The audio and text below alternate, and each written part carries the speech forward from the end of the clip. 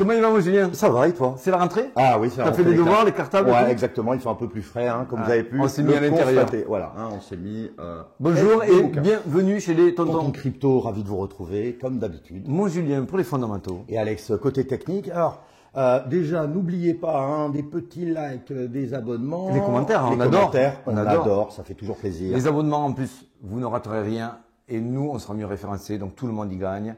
Et on va attaquer tout de suite le programme. Alors, je te l'ai pas marqué, tu le connais de tête. Voilà, en gros, on va parler, bien sûr, un petit peu de différentes métriques sur les altcoins, etc. Ouais. Bon, bien sûr, quelques news qui sont un peu impactantes et BTC, bon. Qu'est-ce que... Et Oui, le BTC. on va en parler. Il y a beaucoup de choses à dire. Allez, on attaque. Oui, mais juste avant, on sort un nouveau petit format, le rendez-vous des tontons, parce qu'il y a beaucoup de thèmes qui sont abordés, notamment sur nos télégrammes. Vous avez le lien en description pour les télégrammes si vous voulez nous rejoindre. Et on va faire un petit peu, on va faire un question-réponse en live pour notamment aider. Et là, le thème, ça sera l'order flow. Voilà, donc tu vas expliquer un peu différentes métriques, différentes, on va Voilà, dire, momentum. comment l'analyser, comment le lire, parce qu'il y a vraiment des choses à savoir là-dessus.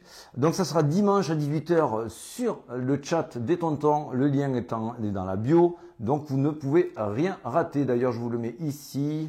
Alors voilà, hein, là, toujours le petit Linktree qui rassemble un peu tous les réseaux sociaux. Là, vous pouvez nous retrouver Alex, le côté trading, etc. Donc, voilà, vous avez tout. Surtout qu'on a fait une très bonne semaine, entre parenthèses. Ah, bravo, voilà. Allez. Ouf, oh, il y en a un qui vient d'apparaître de nulle part. Oui, c'est KB, on en parle beaucoup en ce moment sur les réseaux, ça fait vraiment flamber. Et c'est très bien de voir tout ce vert. Je vais vous expliquer pourquoi. Ouais, on en reviendra un petit peu tout à l'heure dans l'analyse Bitcoin. Oui. Que c'est très rassurant.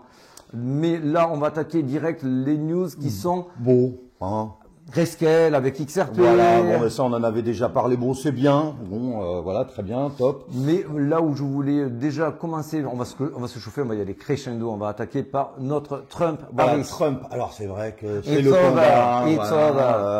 Voilà, exactement. Certains font déjà des prévisions, qui va gagner, etc. Bon, ça a l'air un peu mitigé. Et ils sont aussi très incertains sur les pronostics, puisqu'on voit que les mêmes instituts, notamment Bernstein, changent jour après jour. Et on arriverait sur un consensus qui donnerait le cours du Bitcoin à 6 chiffres, aux alentours des 125 000, même si Harris gagne, parce qu'en fait, Harris ne pourrait pas se couper complètement de ce côté-là. Tout à fait. À voir, mais on sent quand même que l'élection aura un impact, mais il ne sera pas si néfaste s'il n'est pas dans le sens qu'on attend, et il ne sera pas non plus to the moon s'il est vraiment dans le sens qu'on attend. Donc voilà, c'était le côté un peu mesuré, tout le monde attendait ça, il peut devenir à 1 million, ou il va retomber à 10 000. Plus mesuré. Pour nous, quoi qu'il arrive, la news ne fera que appuyer la tendance, et pour nous, la tendance, elle est haussière. Donc, si la news n'est pas super bonne, ça va le freiner, mais ça ne renversera pas la tendance. Et si elle est vraiment bonne, ça accélérera la tendance, mais la tendance, elle est haussière selon nous, et je le confirme. Voilà, tout à fait. Alors là, on voulait vous parler un petit peu des altes, voilà. Parce qu'on en a discuté un petit peu. On voulait vous mettre, on va dire, des pépites, comme on dit. Ouais. Mais en fait, nous, on a voulu plutôt vous montrer, comment on travaille, comment on va chercher vraiment des jetons ou des projets qui ont du potentiel. Et pourquoi ils ont ce potentiel. Donc là, on est sur chainbroker.io. Chainbroker.io, c'est pour nous l'outil le plus simple, le plus synthétique. Voilà, pour les fondamentaux, vous pouvez voir quels sont on va dire, les investissements, combien il y a de TVL, combien, etc. Le social, vous avez un petit peu tout regroupé et ça vous permet d'avoir une petite vision un petit peu globale. Et c'est vrai qu'ils nous envoient généralement des photos qui sont plutôt intéressantes et qu'on voulait vous partager. Et on a ressorti donc dans ces photos que tu dis. Alors là, je sens que ça va faire des screenshots. Voilà, exactement. Non, mais voilà. Là, donc ça date du 12. Donc en gros, ça c'est des projets où il y a des volumes anormaux, donc des volumes beaucoup plus gros que la normale. Donc ça veut dire qu'il y a des gens qui investissent actuellement. Ça veut pas dire qu'il faut investir. Ça veut dire qu'il y a quand même du volume. Alors nous, on va pas se mouiller sur un projet en particulier. On va vous donner plutôt des faisceaux d'indices, à vous de recouper, voilà. Par rapport, de faire votre propre recherche, regardez la tokenomics, tout est accessible sur ce site-là. Mais effectivement, on voit quand même qu'on a ici sur les projets avec des volumes vraiment anormaux, comme tu dis, donc qui se passe quelque chose. Voilà, exactement. Il y a plus de volume que d'habitude, donc c'est toujours à regarder. Voilà, on voit Pendle, ce que je te disais. Voilà, on voit Pendle. On voit en effet des projets que vous allez pouvoir retrouver sur d'autres petits graphiques. Alors là, c'est très très bien aussi, c'est Broker Score qui va permettre de vous donner un peu la fiabilité du projet, ce qu'il est bien, donc, il y a, en fonction des métriques de performance, de la santé financière, des fondamentaux, de l'équipe, est-ce qu'il délivre la roadmap en temps et en heure, est-ce qu'il y a des devs, blablabla. Là, tu vois, on ressort encore SEI, voilà, Maple, sur lequel moi j'ai donné mon avis il y a quelques semaines. Pendle. Et on est à plus 20 ou plus 30% déjà. Bon ben voilà, tu vois, et ça Pendle, permet, voilà, Pendle. Donc screenshoté, voilà. Ça permet de analyses. donner, voilà, un petit peu une vision. Une vision. Là, bon, bah, c'est des projets qui ont augmenté leur rang, donc ça veut dire qu'ils ont dépassé, ils progressent énormément, donc aussi à regarder avec un peu d'intérêt. Attention.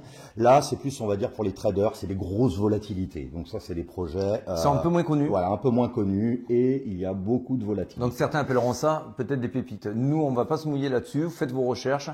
C'est pour ça qu'ils appellent ça d'ailleurs les high risk reward project. C'est-à-dire que c'est un peu dangereux. Et puis ça, c'est aussi les petits projets.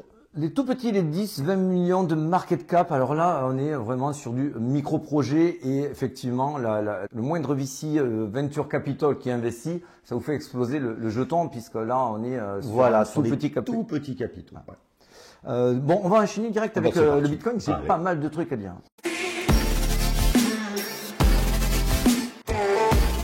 Alors premièrement, Fear and Greed Index. Le Bitcoin reprend plus de 10%. Le Fear and Greed Index a un peu bougé, mais pas tant que ça. On est encore vraiment dans le Fear. C'est le plan parfait. On va vous l'expliquer par la suite. C'est-à-dire, en gros, on peut dire, ça veut dire que les gens n'ont pas vraiment confiance en ce qui est en train de se passer. Non, ils se disent c'est encore une arnaque. Voilà. Alors, l'arnaque, on la continue. Encore une jambe baissière sur le nombre de bitcoins disponibles sur les exchanges. Alors, vous allez me dire, tonton, tu nous dis ça toutes les 2 semaines. Oui. Et si ça continue, je vous le dirai encore. J'ai aucun problème avec ça. À un moment donné, on tend un élastique. On ne sait pas jusqu'où il va aller cet élastique, mais plus on le tend et plus il va nous péter dans les doigts. Voilà, ça, sachez-le, je m'y engage. On ne peut pas, à un moment donné, vendre tous nos bitcoins et ne pas les retrouver dans les exchanges. S'ils ne sont plus dans les exchanges, si quelqu'un les achète et les sort de l'exchange, c'est qu'il n'a pas une intention de les vendre tout de suite. Voilà, ça, c'est voilà, on réfléchit, on l'a, boum, on passe à autre chose. T'as vu, je suis vénère. Hein. Ah oui, c'est vrai que t'es énervé, mais c'est vrai que ça creuse. Hein. C'est dans le bon sens. Alors, il est très bien. Allez, c'est mon banger. On en a parlé tout à l'heure, je le trouve vraiment cool. On va dire, c'est les short-term holders. Voilà, alors on va vous le simplifier, on va vous le vulgariser au maximum, vous le savez, c'est notre jeu favori. Alors, ça montre quand les nouveaux arrivent et sont en gain. Donc, les nouveaux arrivent quand ils sont en gain et c'est surtout quand vous avez les spikes vertes au nord. Voilà, qu'est-ce que ça montre, ça, quand on voit des grosses spikes vertes au nord? Ça veut dire qu'il y a des gens qui sont tout frais dans la crypto, qui arrivent, ils se disent « Ah, mais on parle que le Bitcoin monte. Eh bien, moi aussi, je veux prendre le train en cours de route. » Et les derniers arrivants sont quand même gagnants.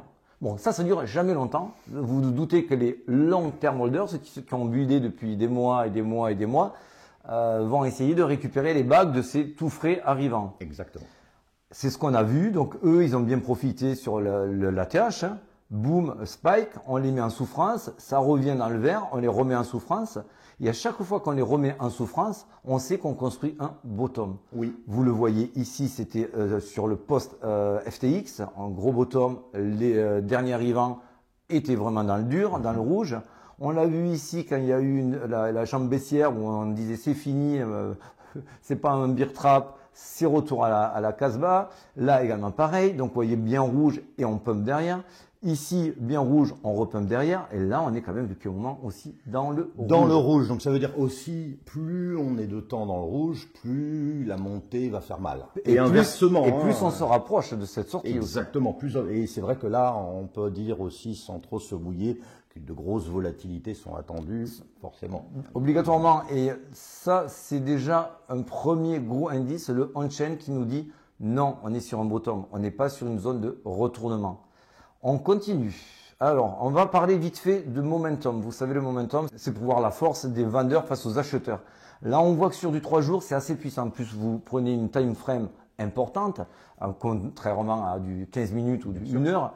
Ce que vous indiquera le momentum sur ces time frames importantes sera bien plus puissant et probant que les petites time frames. Exactement. Ça, C'est classique. Hein. c'est classique, Voilà. vous avez Et tout donc compris. là, c'est du 3 jours. C'est du 3 jours. Du 3 jours, le cours baisse, on fait des plus bas, plus bas, plus bas, et le RSI lui monte plus haut, plus haut, plus haut. Donc on appelle ça une divergence Haussière. Allez, next. Pareil, on est toujours sur du momentum. Là, c'est toujours l'histoire de la force acheteuse, la force vendeuse.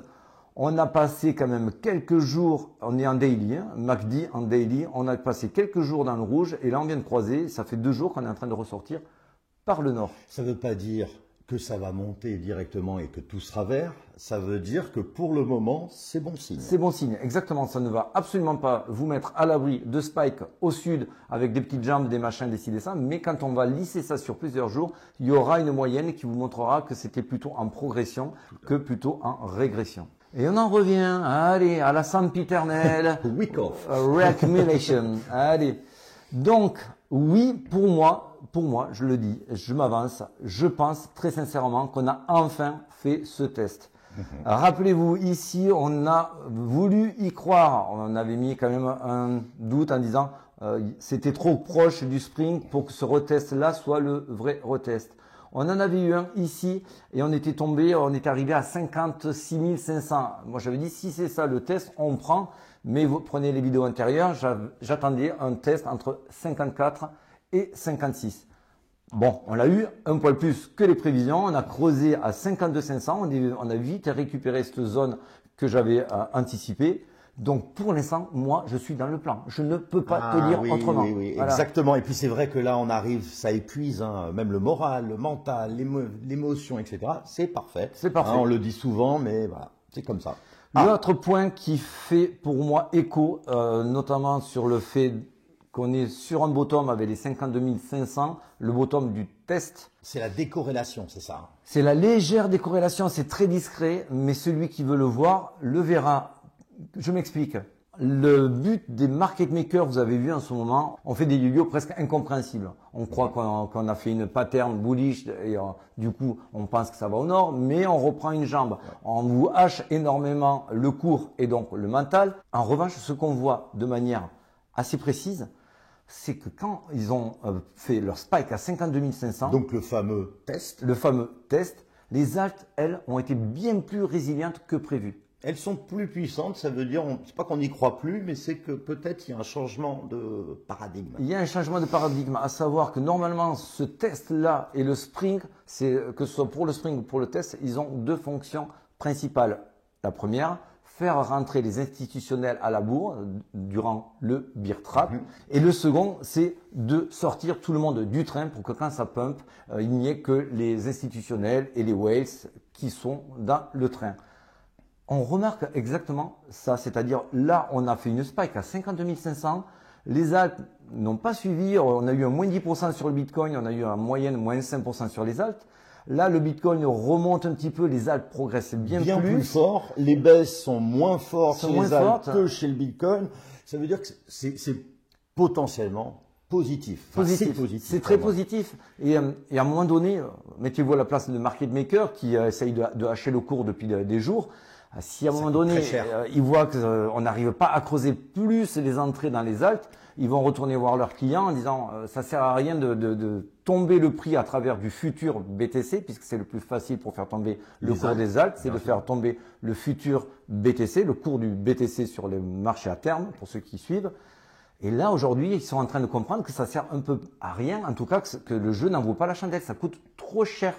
Donc quand on arrive sur cette zone de pivot, cette zone de support, ça confirmerait également pour moi que nous sommes effectivement sur un bottom. Oui, tout à fait. Et que potentiellement le up on the knee ne serait pas si loin à venir. On le voit d'ailleurs vite fait sur ce schéma-là. Quand on sortira de ce fameux piège baissier, Pour moi, on est en train de le finir. Les institutionnels, vous voyez, c'est ici qu'ils arrivent toujours. Ils sont retardataires pour enfin en sortir, repartir sur l'ATH et voir les médias arriver. Les médias ne sont pas là aujourd'hui. Ils sont pas là. On voit juste quelques petites phrases qui sortent. Un BlackRock qui a dit, avec tous ces tumultes financiers, heureusement, il y a le Bitcoin. On commence à avoir 2-3 petites phrases un petit peu qui sortent comme ça par-ci par-là. Mais on ne l'entend pas dans les médias classiques. C'est très sommaire. En tout cas, pour le court terme, j'ai 2 plans. Ça, c'était le premier plan. On s'est gavé dans le club. Hein. Tant mieux, hein. Ça profite à tout le monde. Là, aujourd'hui, c'est soit on continue à ranger pour pumper sur l'arrêt FIBO majeur, soit on redescend sans aller dans la RLZ pour choper quelques liquidités. Ça serait aux alentours des 56 000 pour remonter. En tout cas, pour moi, on est quand même sur une tendance haussière. On a toutes ces liquidités à aller chercher au nord. Quand on va mettre un pied là-dedans, il va y avoir quand même une certaine accélération parce qu'on va avoir des liquidations à la chaîne. Exactement, c'est un peu comme un effet boule de neige, on appelle ça en finance. Hein. C'est-à-dire que l'un entraîne l'autre, l'autre entraîne l'autre, etc. Et ça accélère. Exactement. Et on pouvait aussi dire, on en a parlé tout à l'heure, que le 18, vous le savez, il y a les taux. Ouais. Et tu m'as fait tout à l'heure une remarque qui est plutôt pas mal, c'est qu'on voit que, par exemple, là, c'est vraiment dans la grande indécision. On est à 50-50. Voilà. On était il y a à peu près une semaine à 30% de chances que les taux baissent pas. Enfin, les taux baissent, pardon. Là, on est à 49%. Ça a encore remonté aujourd'hui. Parce que ça, on vous en parlera la semaine prochaine. C'est hyper important. C'est hyper important. Mais pour qu'il y ait une réaction sur les marchés très positive par rapport à une annonce comme celle-ci, à savoir un changement de paradigme, on baisse les taux, il faut surtout que ce soit pas pricé avant. Donc ça soit incertitude. Il faut que ce soit incertitude parce que là, si vous avez la moitié des investisseurs qui pensent que ça baisse pas et l'autre moitié qui pense que ça baisse, forcément, si ça baisse, il y a toute l'autre moitié qui va vouloir rattraper le train. Exactement. Et donc ça pourrait faire ce fameux. Voilà, mais par contre, s'ils sont 80% à attendre la hausse et que vous voyez le Bitcoin qui monte comme c'est en ce moment le cas, quand il y aura cette annonce-là, il y aura probablement du range ou un dump, mais il n'y aura pas un pump puisqu'ils ont déjà pricé ça, ils ont déjà un gain, ils sont déjà en gain. Juste, je voulais revenir sur là où je vous disais qu'effectivement le retail est traumatisé, on le voit, j'ai rarement vu. Oui, alors voilà, toi qui trades énormément, tu vois ce que tu disais. La moindre mèche dans un sens ou dans un autre fait partir les fundings dans un sens ou dans un autre. Bon, ça je vous l'expliquerai, je vais pas faire long dimanche sur le rendez-vous des tontons. En tout cas, ça c'est super intéressant et je vous parlerai également vite fait parce que c'est aussi de l'order flow qu'on voit effectivement qu'on fait que du ping-pong pour aller chercher des liquidités en haut, en bas, en haut, en bas. On est sur du heatmap liquidity sur CoinGlass et on voit effectivement qu'on est sur, il faut pas s'emballer, ils chopent des liquidités, exactement. Ils grattent ce qu'il y a gratté autour de la maison, tu vois, et les champignons ils ne font pas 2 heures pour aller les chercher, mais ils cherchent autour de la maison pourquoi? Certainement pour aller plus haut, ça on en parlera la semaine prochaine. Allez, sur ce, allez, ciao, les amis. Allez, Pour une fois, 3 secondes, allez, pas de vent. Hein. Allez, gros bisous les amis.